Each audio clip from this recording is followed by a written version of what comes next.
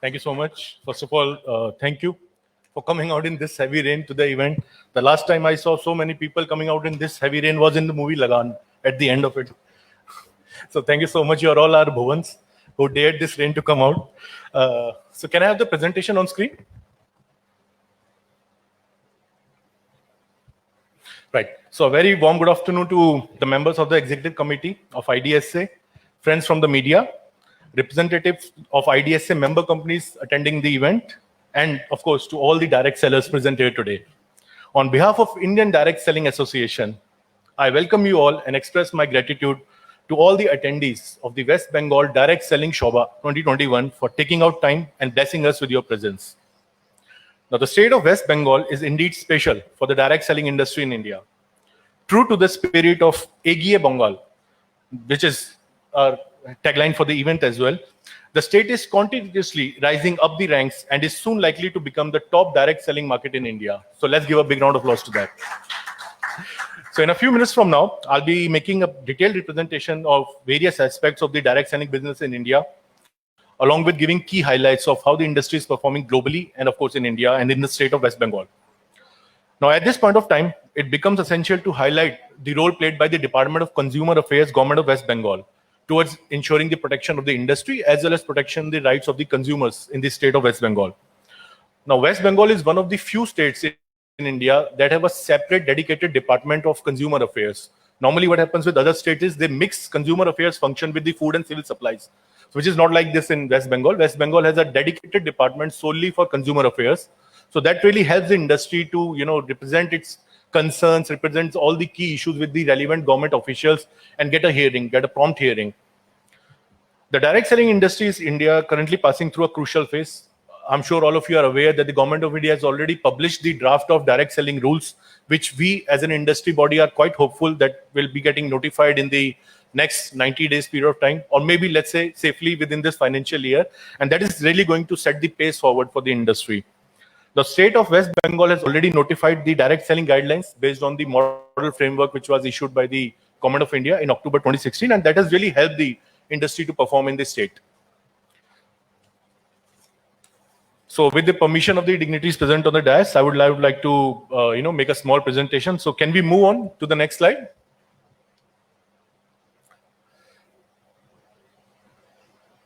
Yeah, the next slide, please. Thank you. Okay, so you all have heard about what IDSA is and what World Federation of Direct Selling is all about. But I'm sure you'll have a lot of questions what IDSA is doing or what the World Federation is doing. So just to answer all these queries once and for all, so IDSA is a member of the World Federation of Direct Selling Associations, which is based out of Washington, D.C., USA. Now, World Federation was founded in the year 1978. IDSA, on the other hand, was founded in the year 1996. So many of you may recall that the year 96 was the year in which direct selling industry started actually in India. So IDSA is as old as direct selling industry in India.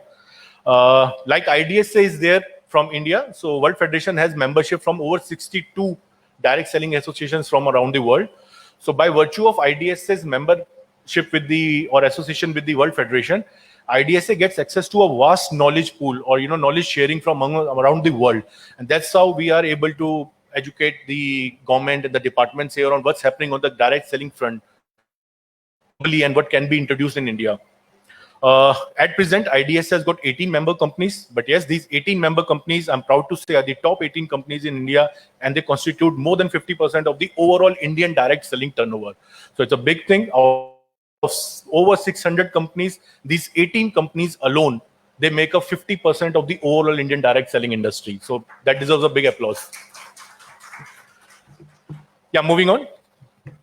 Now, what direct selling concept is, because we have got friends from media also, they would also probably want to understand what direct selling is, or many people, they have been approached by direct selling consultants, but they still have the a confusion. What exactly is direct selling? So moving on. So this is how a traditional supply chain, a retail supply chain works. You have manufacturer and consumer at the other end. So the product from manufacturer, for a product to move from manufacturer to consumer, it has to pass through various intermediaries, distributor, wholesaler, and then retailer. And of course, at every stage, some markup is added to the cost of the product. This is how Retail industry works everywhere. Now, what direct selling does is something different. Direct selling removes all these intermediaries and they replace them with direct sellers, people like you, thereby bringing manufacturer and consumer closer to each other. That's why direct selling companies are able to procure, supply products to consumers at very, I would say, justifiable rates, considering the benefits of the products. And this is how the direct selling industry evolved. Now, let's just see how the direct selling industry evolved around the world. So 1886 was the year in which first direct selling company, Avon, was established in United States of America. By 1925, the overall annual direct selling sales in US was to the tune of 300 to 500 million. Again, the industry was primarily limited to the United States of America. So this entire turnover was coming from one country alone. By 1960s, new kind of products, new kind of companies, new kind of compensation plans started to come up. Earlier, the products were largely into cosmetics, books, and other things. But by 1970s, many new kind of product categories got introduced. 1996, as I mentioned in the beginning, was the year in which direct selling came to India. Companies like Avon, Amway, Modicare, Oriflame, Herbalife, they started their operations in India. And 2017 is the year in which the direct selling industry in India crossed the turnover of 10,000 crores. A year before that, in 2016, direct selling guidelines had been notified. So this is how direct selling has evolved globally and of course India. Moving on, just look at some of the data or the key facts related to the global direct selling industry. So I'm sharing with you the data for the last 4 years, 2017 to 2020. So this is how the direct selling industry has performed globally. So if you look at the chart in front of you, in 2017, the retail size of the industry was valued at 180 billion US dollars, and which basically increased to rather 179.3 billion US dollars in 2020. Now this slight drop from 2018 onwards that you can see is largely because there were some regulatory challenges in China. Now China is a very big market for direct selling. It's currently placed at number 2 after USA. So whenever there is an issue with big countries like US or China, so overall the industry turnover, the gross turnover has taken some hit.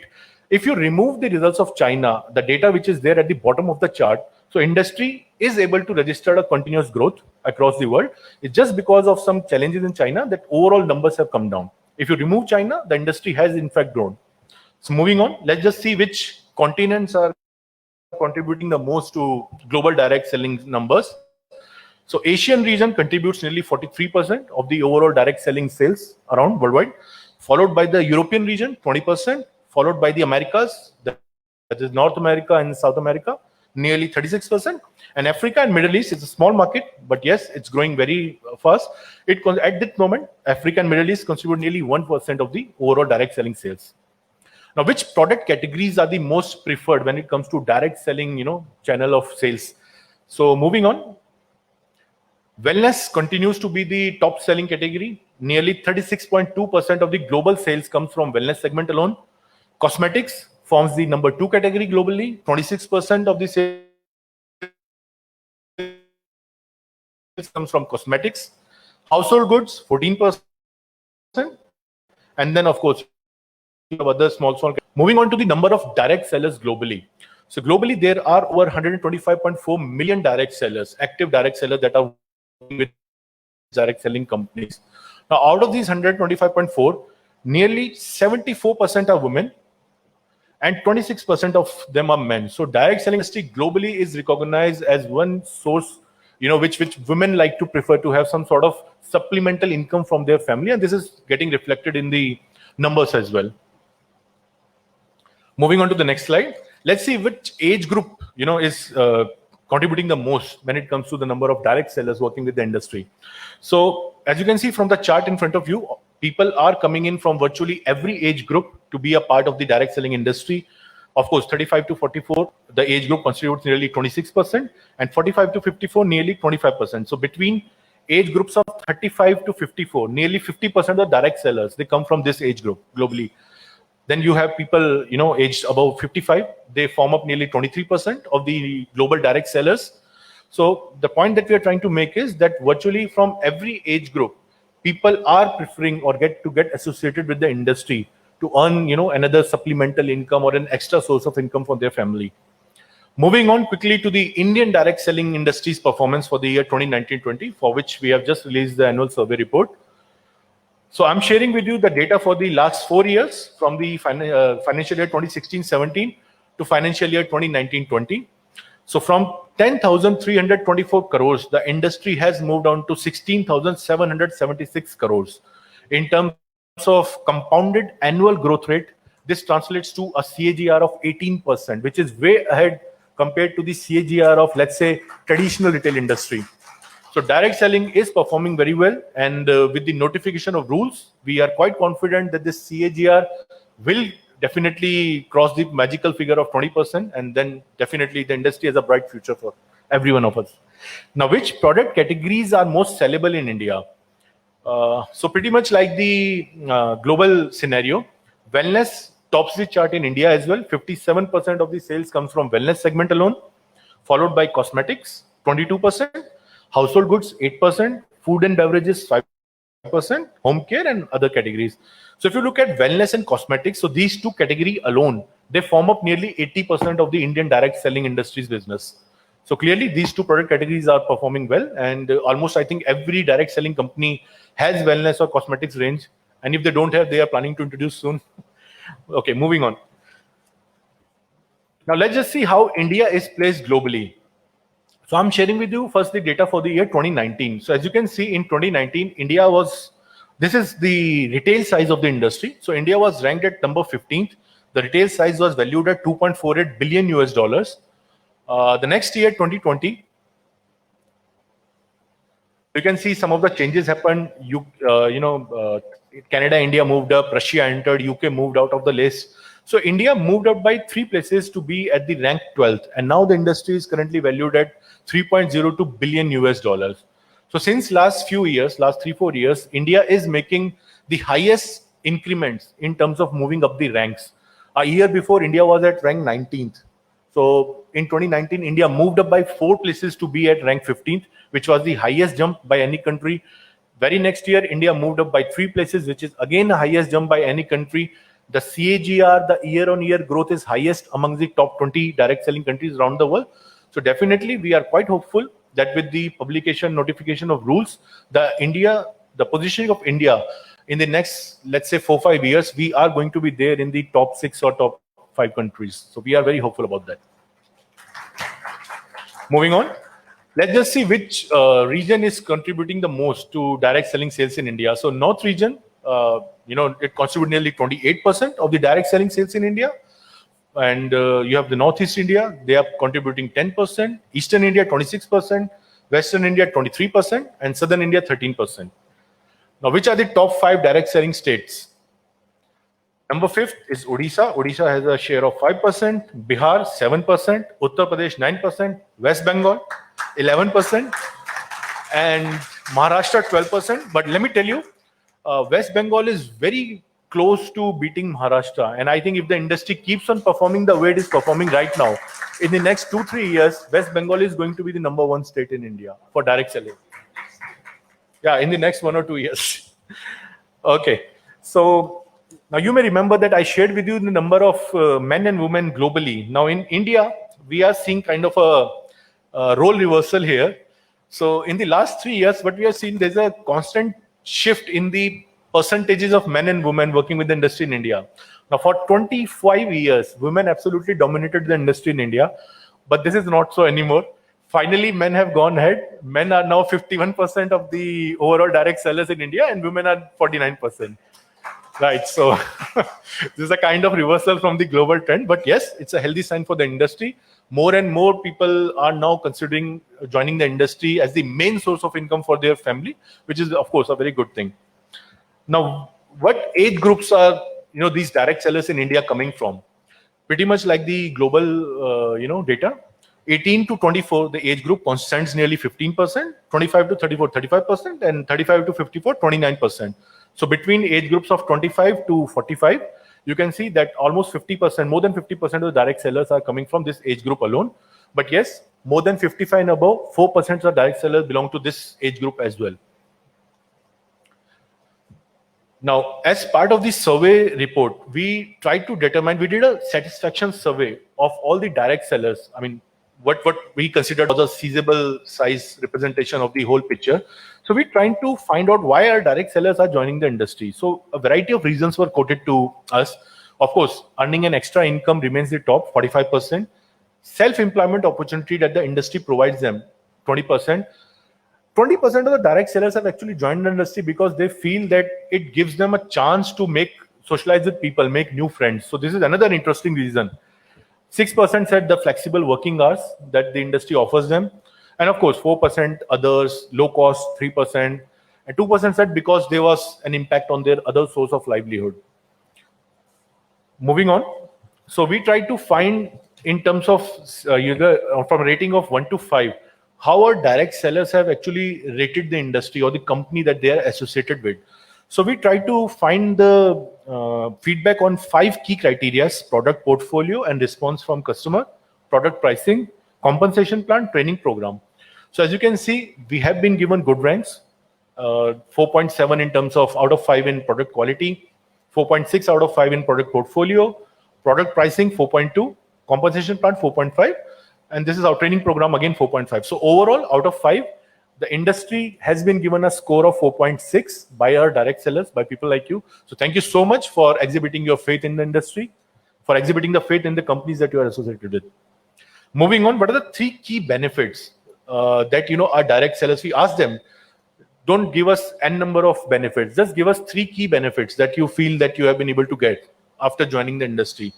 So 45% said skill development. So clearly direct selling companies are focusing on skill development. They are giving our direct sellers trainings, necessary orientations, trainings to enhance their skills.